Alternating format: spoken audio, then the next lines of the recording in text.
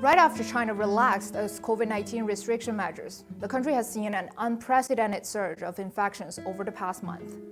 The majority of infections are mild or asymptomatic cases. Official data shows that severe and critically ill cases take up about 0.18% this year, as of December 5th.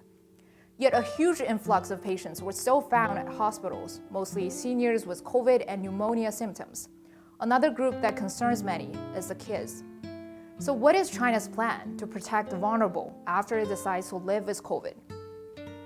First, classified treatment. As the term suggests, infected patients are classified into 3 categories.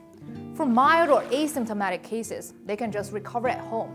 They can visit nearby community clinics if their symptoms persist longer than expected. Severe cases can go directly to 2nd or 3rd-tier hospitals. They will be transferred to a 1st-tier hospital if necessary.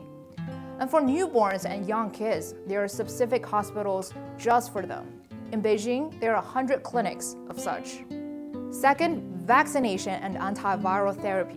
China's CDC continues to push for COVID vaccination, especially for those over 60 years old with underlying chronic health conditions and weakened immune systems. They are also rushing to distribute antiviral small molecule drugs, which according to officials can reduce severe and fatal cases. For example, Pfizer's COVID treatment drug Paxlovid will soon be allocated to community health centers in Beijing as a prescribed drug and is covered by residents' health insurance.